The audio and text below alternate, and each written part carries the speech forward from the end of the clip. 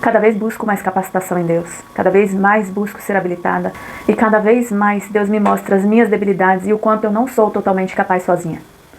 Cada vez me sinto menos autossuficiente, menos capaz, menos experiente.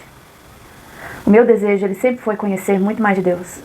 E Ele sempre me falando que para conhecer mais dele, é preciso viver por Ele. E quando vejo cada vez mais as minhas debilidades, a minha vontade é de recuar. Mas Ele sempre disse que era Ele quem iria capacitar. A própria palavra diz, não vos preocupeis com o que haveis de falar, porque o Espírito é quem faz lembrar tudo aquilo que Ele já nos ensinou, tudo aquilo que Ele já falou conosco durante a nossa vida, durante a nossa caminhada com Ele. Ele não faz nada errado, Ele faz tudo perfeito e Ele não erra ao nos convocar para viver uma vida para Ele. Então o que nos resta? Avançar, não recuar. Recuar não é uma opção. Ele se revela nas nossas fraquezas. E é por isso que nós devemos nos colocar no devido lugar de consciência, no lugar da dependência. Sabe, eu tenho algumas frustrações comigo mesma, como grande desejo por conhecimento e nunca senti que o que Deus já me deu é suficiente.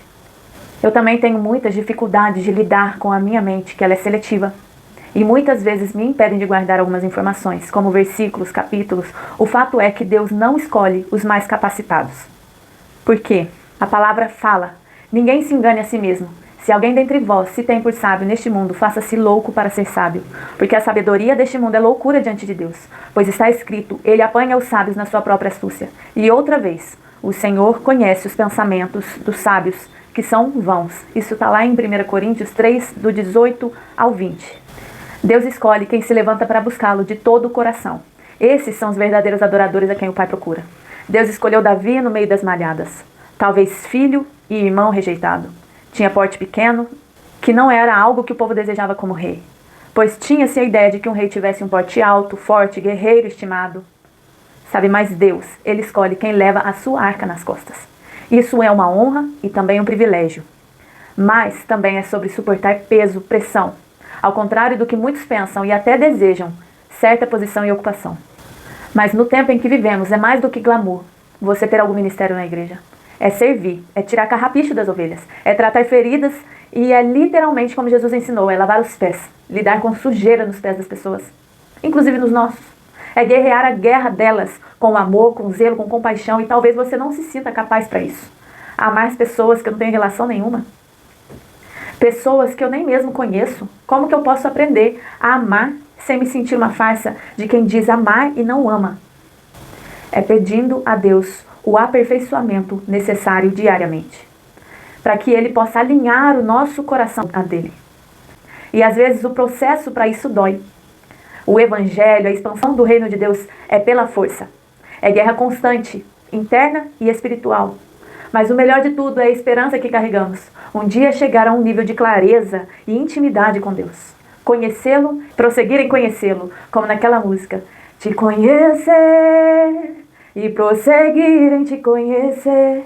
Este é o alvo da minha vida, Senhor. Esse nível de revelação não tem preço. A graça de um Deus que se despojou, se despiu da sua glória para morrer por mim e por você, sabendo que nós poderíamos negá-lo. E mesmo assim decidiu nos dar oportunidade de ter essa graça, morrendo da pior forma e permitindo que essa arca fosse carregada nos nossos ombros. Como poderíamos recusar tamanha entrega? Nem mesmo as minhas debilidades podem ser empecilho para minha entrega. Existem dias que existem recuos, sim. Eu não vou fingir que eu sou perfeita, mas nós precisamos entender que Deus nos escolheu, nos formou, nos criou e voltará para passarmos a eternidade juntos. Mas todos os dias nós temos a escolha de avançar. Os levitas, nos tempos antigos, estavam sempre à frente das batalhas, com a arca nas costas. No tempo de Josué, tinham que ser os primeiros a se mover por confiança. Isso não quer dizer que eles tinham o sentimento confiança, mas eles tinham que ser pessoas que colocam os pés ante a uma palavra de ordem direcionada pela boca do próprio Deus. Pessoas submissas à vontade de Deus. Uma pessoa submissa vivencia o extraordinário de Deus, como os levitas que tocaram as águas do Jordão e as águas tiveram que se abrir para que eles passassem, apenas por conter em si o peso da glória de Deus. A palavra fala, obediência quero e não sacrifícios. Muitas vezes oferecemos a Deus sacrifícios de tolos. Oferecemos entregas que Deus não nos pede, pedindo algo em troca. E os sacrifícios que muitas vezes Ele tem nos pedido, nós temos recusado por medo.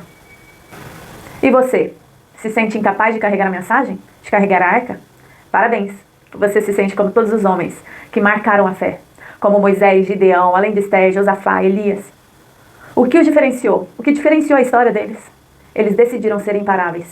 Imparáveis perante o medo, perante as situações em que se enxergavam, decidiram continuar a caminhada, mesmo sem ver. Mesmo com medo.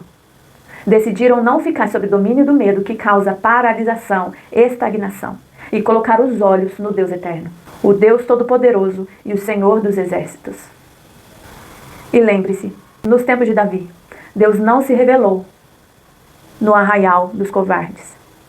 Deus se revelou através de Davi, que mesmo com medo, avançou para guerrear contra Golias. Quem você quer ser hoje? Que posição você quer tomar hoje? Estamos nos últimos tempos. Somos a geração do arrebatamento. Qual atitude você vai tomar nesse tempo?